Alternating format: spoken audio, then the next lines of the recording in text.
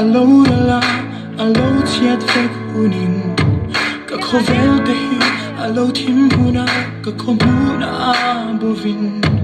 ka mangai ka len ro chung te hian ma tiang min chon hunin hey hi min chia chwa hi ne chi har sat na ka na ya ka tin na na ni indo na ka na ya ka tha I ve ka tin ye nai ni e when ka ra ya I na nai na I min wa ren chi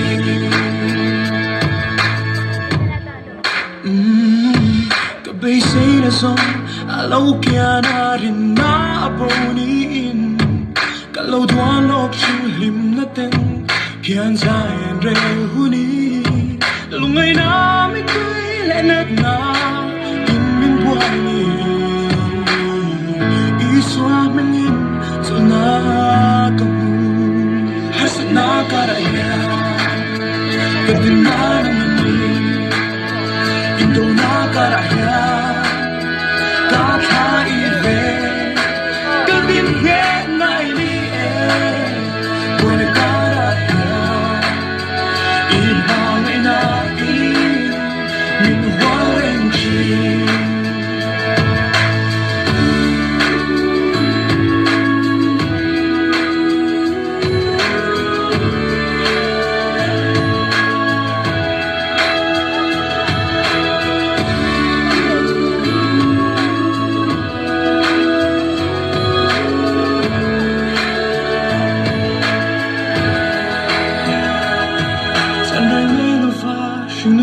so a anh tin ka chan mi in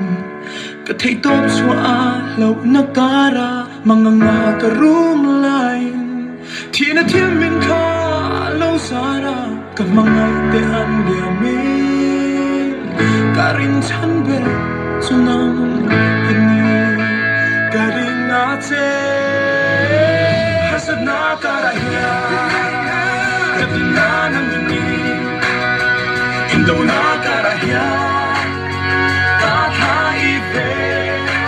ka tin ye nai ni e when ka ra ya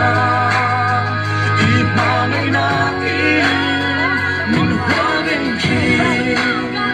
ka tin na nang ni indo na ka ra ya ka tha I ve